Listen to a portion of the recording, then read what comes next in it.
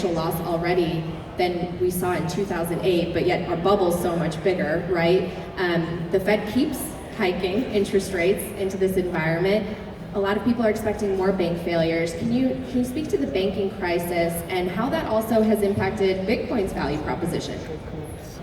So basically, I bring up the 1940s a lot, which is the other time when there's very high debt in the system and the Federal Reserve is trying to get off the zero bound, which is pretty hard to do.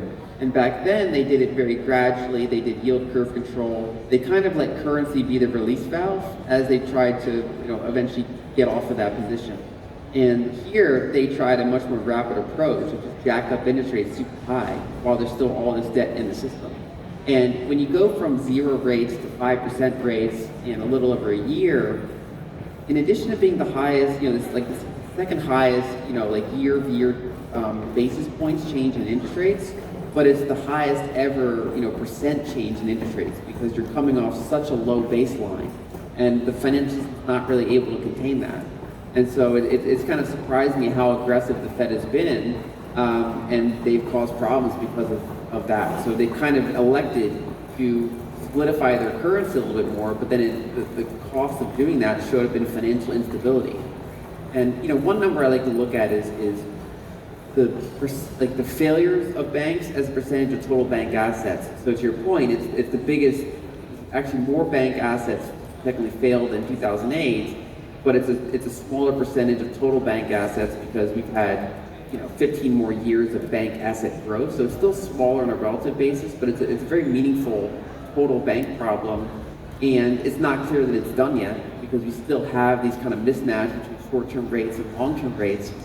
And I think one of the things it does, it starts showing us where the ceiling might be for how quickly the Fed can raise rates without causing severe instability. And then that gives certain assets like Bitcoin a chance to be more bid because it's kind of reducing forward expectations of market hawkishness for a period of time. And so the combination of liquidity turning up, some of all that leverage stuff that happened late last year kind of behind us now in the space is giving Bitcoin, I think, a good base to start building on. And then of course it presents a pretty strong narrative game. I mean, this is, I'm sure plenty of people at the conference talked about it. It's well covered in the media. So much is like when we interact with banks, a lot of what's under the surface is kind of obfuscated from us.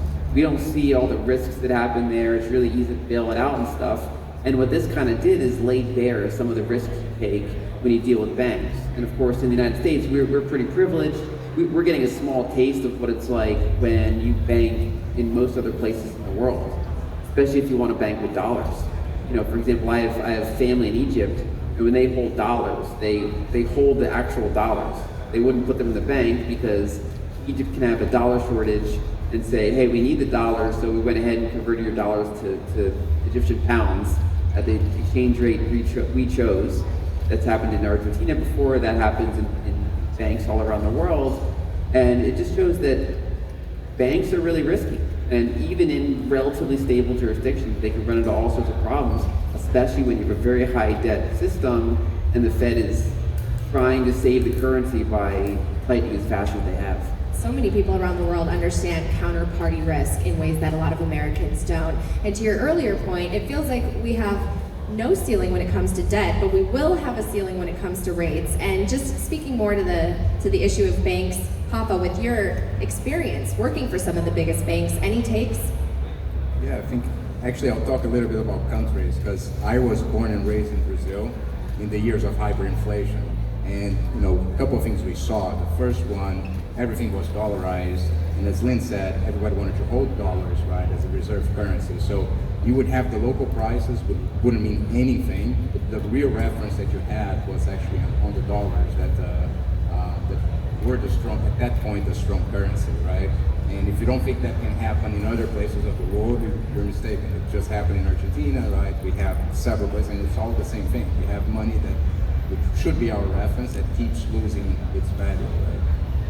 Yeah, in terms of the banks, I mean, one of the reasons I left Wall Street is because Wall Street changed a lot. Like when I started working there, it was very entrepreneurial. People, were building different things, and it just became more and more a lot of regulation on everything that you did. to the point that, whenever I wanted to do something that was a little bit more complicated, we couldn't get done. And that's happening across the board, right? So that's why we also saw fintechs, coming out of the wood, taking pieces of hedge funds to start with, right? Because all of this risk that was supposed to be in banks can't be anymore.